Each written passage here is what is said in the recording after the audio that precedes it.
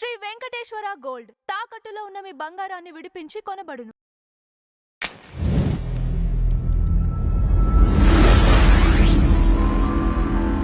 తనకి సరిపడే క్యారెక్టర్లే రాసుకున్నాడు. తనకు సరిపడే అంటే ఎగ్జాగరేషన్గా లేదు. తన పర్సనాలిటీకి ఏం పనికి వస్తాయో అవే కథలు రాసుకుని సినిమాలు తీసుకున్నాడు. ఎంజీఆర్ ఉన్నాడు చూసారా, ఎంజీఆర్ గారు పెద్ద ఫ్యాన్ కదా. ఎంజీఆర్ గెటప్స్తో సాంగ్స్ తీసుకునేవాడు. ఈయన ఈ టిపికల్ డ్రెస్సెస్ వేసి ఎంజీఆర్ వేరే వేరే కలర్ఫుల్ డ్రెస్సులు వేస్తారు కదా, అలాగా ఎంజీఆర్ తన అలవాటు చేసుకున్నాడు. తన సాంగ్స్ తీసినప్పుడు సెట్లు వేసి అలాగా. కానీ విలేజ్ కథలు ఎక్కువగా తీసుకున్నాడు ఆయన.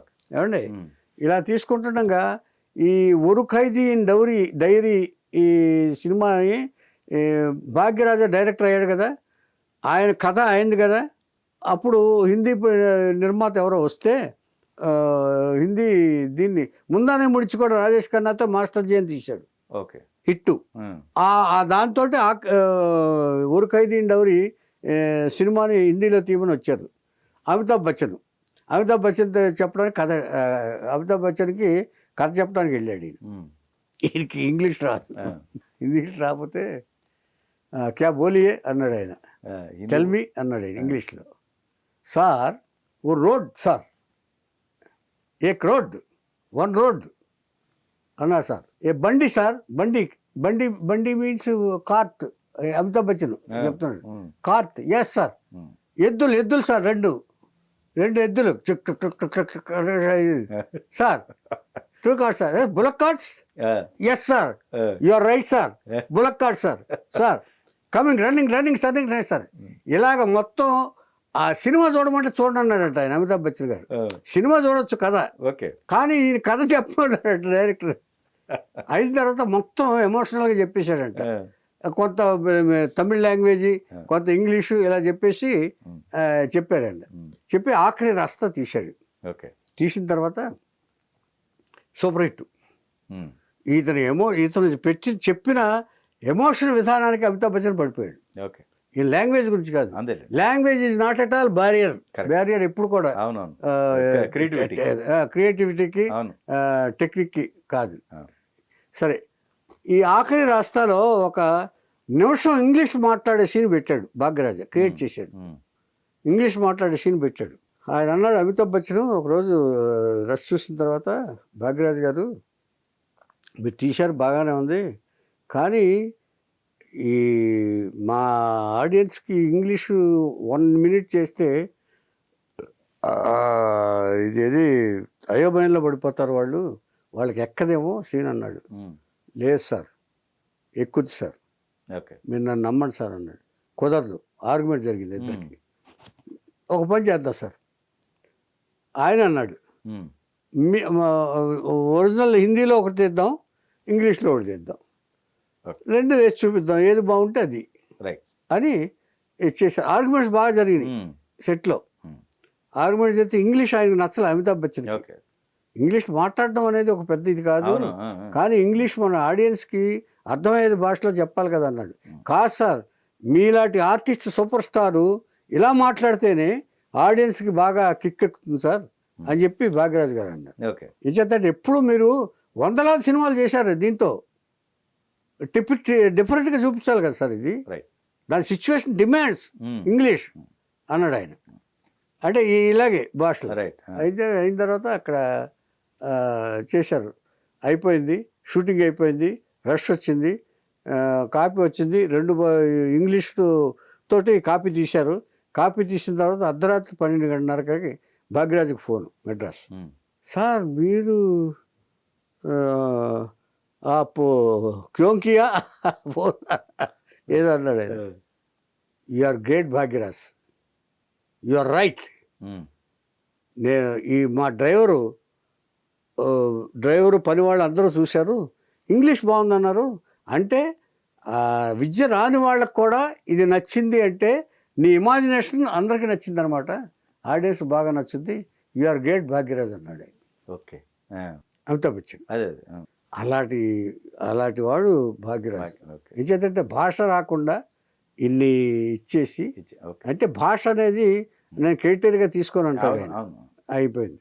అయిపోయిన తర్వాత ఆ, ఇలాగా వరుస సినిమాలు చేస్తున్నాగా ఇక దాదాపుగా 25 సినిమాలు డైరెక్ట్ చేశాడు, 70 సినిమాలు యాక్ట్ చేశాడు. 70 సినిమాల్లో దాదాపుగా 80% హిట్, ఓకే 80% హిట్. ఇలాగ చేస్తూ కొంతకాలం అయిన తర్వాత ఈ ఒక అమ్మాయిని పెళ్లి చేసుకున్నాడు, తెలుగు అమ్మాయిని. తెలుగు అమ్మాయి చనిపోయి జాండీస్తో చనిపోయింది. రెండో అమ్మాయిని పూర్ణిమని పెళ్లి చేసుకున్నాడు. ఆ అమ్మాయికి ఒక కొడుకు కూతురు. ఆ శంతన్ అనే అతన్ని హీరో చేయాలని ట్రై చేశాడు, తను తీశాడు సినిమా, ఫ్లాప్. ఏ డైరెక్టర్ తీసినా సెలబ్రిటీ తీసినా కొడుకుల సినిమాలు ఫ్లాప్లే.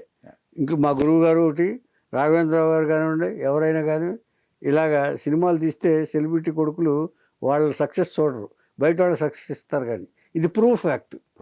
అలాగే భాగ్యరాజ్ కూడా ఫెయిల్ అయ్యాడు. భాగ్యరాజ్ కూడా ఫెయిల్ అయిన తర్వాత టీవీలో కామెడీ షీట్స్ ములక్కాయ చిప్స్ అని ఒక కామెడీ చేశారు. ములక్కాయ అంటే తెలుసుగా మీకు? వాళ్ళు ములక్కాయ ముందానే ముడిచిలో ములక్కాయ ఈజ్ ఇంపార్టెంట్ ఫ్యాక్టర్. ములక్కాయ వండి పెడతాం. అయిన తర్వాత దాని మీద సీరియల్ తీశాడు ఆయన. సీరియల్ తీశాడు వరుసగా ఏదో ఒకటి చేస్తూ, ఇంకో సినిమాలు చేస్తూ కొడుకు కోసం ఇంకో 2-3 సినిమాలు ఏదో బయట సినిమాలు కూడా రికమెండ్ చేశారు, కానీ సక్సెస్ కాల. అండ్ ఇక్కడ ఆయన ఫస్ట్ మ్యారేజ్ లవ్ అండి, లవ్ మ్యారేజ్ చెప్తాను అది. సరే, భాగ్యరాజు గారి ఎండ్ అయిపోయింది కదండి, ఇది భాగ్యరాజు గారి కథ. ఇక భాగ్యరాజు గారి జీవితంలో ఒక లవ్ ట్రాక్ ఉంది, అది మన తెలుగు అమ్మాయి. ఈయన కూడా పూర్వం తెలుగు అంటారు పూర్వీకులు, కానీ తెలుగు అమ్మాయిని లవ్ చేశాడు ఆయన. ఎలాగంటే గుంటూరు నుంచి ప్రవీణ్ అనే అమ్మాయి, ఒక అమ్మాయి యాక్టింగ్ కోసం ఇది వచ్చింది. ఇదే టైంలో భాగ్యరాజు పల్లెటూరు నుంచి తన ప్రయత్నాల కోసం ఇక్కడికి వచ్చాడు, మెడ్రాస్ వచ్చాడు. ఏమండి, ఇది బాలచంద్ర గారి సినిమాతోటి ప్రవీణ ఇంట్రడ్యూస్ అయింది. ఆవిడ బాలచంద్ర గారి సినిమాలో ఒక సినిమా క్యారెక్టర్ చేస్తుంది. ఏమండి, ఆ తర్వాత తమిళ సినిమాలు ఎక్కువ చేస్తుంది ఈ అమ్మాయి ప్రవీణ. తన సినిమా ఏదో ఒక సపోర్టింగ్ క్యారెక్టర్స్, అంటే మెయిన్ క్యారెక్టర్స్ కాదు, సపోర్టింగ్ క్యారెక్టర్స్ చేస్తుండగా ఒక సినిమా పనిచేస్తుండగా భాగ్యరాజు డైలాగు, అదే అసిస్టెంట్ డైరెక్టర్ చేస్తుంటే డైలాగ్ చెప్పడానికి భాగ్యరాజు వచ్చాడు. డైలాగ్ చెప్తున్నప్పుడు ఒకళ్ళ పట్ల ఒకళ్ళు ఇతను చెప్పే విధానం ఇది చూసి ఈ అమ్మాయికి రాకపోతే బుజ్జగించి ఇలా కాదమ్మా ఇలాగని చెప్పేసి ఇలా చెప్పడంతో ఇతను ఎఫెక్షనేట్ మైండ్ తెలుసుకుని ఇతనంటే ఇష్టపడింది. ఈ అమ్మాయి అంటేనే ఇది ఇష్టపడ్డాడు. దాంతోపాటు ఒక సలహా ఇచ్చింది ఆ అమ్మాయి, ఇప్పుడు ఏం చేస్తున్నావు అంటే, ఏది చాలా సరిపోవట్లేదు నాకు, ఎక్కడ ఉద్యోగం అసిస్టెంట్ డైరెక్టర్కి ఏమి ఇస్తారు, అది కూడా చావట్లేదు, నా మాట విని నువ్వు ఊరికి వెళ్ళిపో, నువ్వు బాధపడుతుంటే నేను చూడలేకపోతున్నాను, 2 రోజులకు ఒకసారి భోజనం చేస్తున్నావు అని చెప్పావు కదా నువ్వు, అంచేత నేను బాగుంటే, నేను సక్సెస్ అయితే నిన్ను పిలిపిస్తా, మన ఇద్దరం పెళ్లి చేసుకుందాం. ఒకవేళ నువ్వు గనక ఏదైనా ఎప్పుడన్నా మళ్ళీ వచ్చి సక్సెస్ అయ్యావు అనుకో, నువ్వు అప్పుడు ఏం చెప్పాడంటే, నీ సినిమా చూసి నేను హిట్ అయితే నీకు అన్నీ చేసి గుంటూరు వచ్చి నేను ఇచ్చేసుకుంటాను, అప్పుడైనా నన్ను పెళ్లి చేసుకుంటావు అని అడిగాడు ఆయన. నన్ను పెళ్లి చేసుకుంటావు అని అడిగాడు ఆయన. నువ్వు సక్సెస్ అయితే నన్ను పెళ్లి చేసుకుంటా, తప్పకుండా చేసుకుంటాను, నాకు సక్సెస్ మెయిన్ కాదు, నీ మనసు మెయిన్, నువ్వు బాధపడటం నాకు ఇష్టం లేదు, నువ్వు ఊరికి వెళ్ళిపోయినా. ఊరికి వెళ్ళిపోయాడు. ఊరికి వెళ్ళిపోయి ఉండబట్టలేక మళ్ళీ వచ్చేసాడు. ఈ లోపల ప్రవీణ ఇదైంది, భాగ్యరాజు ఒక సినిమా తీసి సక్సెస్ అవటం చూసి థియేటర్లో చూసి ప్రవీణ భాగ్యరాజు దగ్గరికి వెళ్ళింది. ఇప్పుడు ఈ లోపల భాగ్యరాజు హిట్ అయ్యాడు ఆ అమ్మాయి కంటే. వెళ్ళిన తర్వాత ఇప్పుడు నువ్వు మాట ప్రకారం నేను నిన్ను పెళ్లి చేసుకుంటాను అన్నాడు భాగ్యరాజు. నేను గొప్పవాడినైనా నిన్ను పెళ్లి చేసుకుంటాను, నువ్వు గొప్పవాడినైతే నన్ను పెళ్లి చేసుకుంటా అన్నావు కదా, నువ్వు అంత గొప్పవాడిని రాకపోయినా నాకు దాంతో పని లేదు, నువ్వు సినిమాలు మానేయి, నేను ఇప్పుడు బాగానే ఉన్నాను, సినిమాలు చేస్తున్నాను, డైరెక్టర్ అయ్యాను అని చెప్పేసి ఇద్దరు పెళ్లి చేసుకున్నారు. హ్యాపీగా 2 సంవత్సరాలు గడిచిపోయింది. గడిచిపోయిన తర్వాత కన్సీవ్ అయింది ఆవిడ. కన్సీవ్ అయిన తర్వాత ఏదో ప్రాబ్లం వచ్చింది పాపం. ఏదో ప్రాబ్లం వచ్చి బ్లడ్ మార్చారంట. ఆ బ్లడ్లో జాండీస్ వచ్చింది ఆయన. తర్వాత భాగ్యరాజు, మనం మర్చిపోయింది ఏంటంటే, భాగ్యరాజు ఫస్ట్ లవ్ ప్రవీణ్ని మనస్ఫూర్తిగా ప్రేమించాడు. తను వచ్చే స్థితికి వచ్చిన తర్వాత కూడా ఆ అమ్మాయి అంత ఉచ్చస్థితికి రాకపోయినా కూడా ఆ అమ్మాయి కావాలని పెళ్లి చేసుకుంది భాగ్యరాజు, ప్రవీణ కాదు. ఓకే. అలాగే భాగ్యరాజు అతను చంటి పిల్లల్లాగా చూసుకుంది. ఉమ్. పెళ్ళైన తర్వాత కూడా అతను ఆ అమ్మాయి ప్రేమను మర్చిపోలేకపోవడానికి కారణం ఏంటంటే చంటి పిల్లల్లాగా చూసుకుని భాగ్యరాజుది కష్ట సుఖాల్లోనూ కూడా అంతకుముందు కష్టంలో నువ్వు ఊరికి వెళ్ళిపో, నీవు బాధపడుతుంటే చూడలేకపోతున్నాను అని అనటం, ఇవన్నీ కూడా భాగ్యరాజుని హత్తుకున్నాయి మైండ్లో, ఆ అమ్మాయి యొక్క ఎఫెక్షన్. ఓకే. అలాగా అయిన తర్వాత ఆ బ్లడ్లో ఏదో జాండిస్ వచ్చి బ్లడ్ ఈ మార్పు ఏదో చేశారు, చేస్తే దాంట్లో జాండిస్ వచ్చి సరిపోయింది, తట్టుకోలేకపోయాడు. అంతటి దిగులో ఉండంగా అప్పుడు ఈ ఈ దాన్ని మర్చిపోవడానికి కొన్ని నెలలు పట్టింది భాగ్యరాజు. అప్పుడు ఈ షూటింగ్ భాగ్యరాజు షూటింగ్కి వెళ్లకుండా ఉంటే అందరూ కలిసి తీసుకుని భారతరాజు వీళ్ళందరూ కలిపి నువ్వు యాక్టివ్గా ఉండాలి, ఇలాగా అమ్మాయి పోయినంత వల్ల నువ్వు ఇదైపోతే బాగోదని చెప్పేసి ఇచ్చేస్తే అప్పుడు వెళ్తే ఈయన మన బాంబేలో షూటింగ్కి వెళ్తే అక్కడ పూర్ణిమ జయరాం దగ్గర కనపడింది అక్కడ పరిచయం అయ్యి ఆ తర్వాత ఆ కథ చెప్పాను నేను ఇన్స్టిట్యూట్లో. అంచేత ఇలాగా ఇక్కడ చెప్పండి. తర్వాత ఈ ఏంటంటే ఒకసారి ఈ భాగ్యరాజా సినిమా చూడటానికి పూర్ణిమ జయరాం వెళ్ళింది. వెళ్తే ఏం చేశాడు, ఇక్కడే ఇంగ్లీష్ ప్రాబ్లమే వచ్చి భాగ్యరాజు వస్తున్నాడు అన్నారు. సినిమా ప్రివ్యూ వేస్తారు కదా, భాగ్యరాజు వచ్చాడు.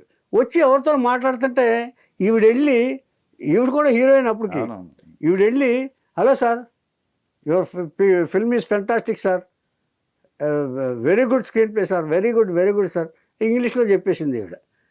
చెప్పేస్తే ఇలా చూసి ఆలోచించాడు, మనకి ఇంగ్లీష్ రాదు కదా అని చెప్పేసి వెళ్ళిపోయాడు. ఆయన వెళ్ళి ఇంత పొగరా, నేను వచ్చి పొగుడుతుంటే ఇచ్చేయడా అని చెప్పేసి అప్పటి నుంచి మాట్లాడడం మానేసింది. ఆయన హీరో అయితే నేను హీరోయిన్, మంచి హీరోయిన్నే అని చెప్పి ఆయన ఇచ్చేసాడు. ఆయన అయిన తర్వాత అప్పుడు ఒక సన్ను ఇలా దుగ్ధతో పెట్టుకున్నారు, ఇతనితో మాట్లాడకూడదు అనుకుంది. వన్ ఫైన్ డే పూర్ణిమ కోసం కవర్ వచ్చింది, డార్లింగ్ సినిమా కోసం.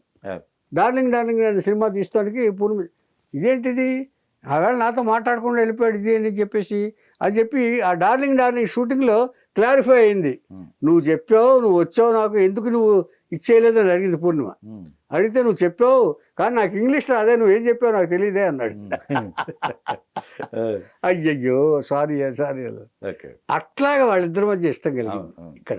అంచేత ఒక ఇన్సిడెంట్ ఎప్పుడు కూడా నెగిటివ్ నుంచి పాజిటివ్ నుంచి నెగిటివ్ కూడా వస్తూ ఉంటాయి.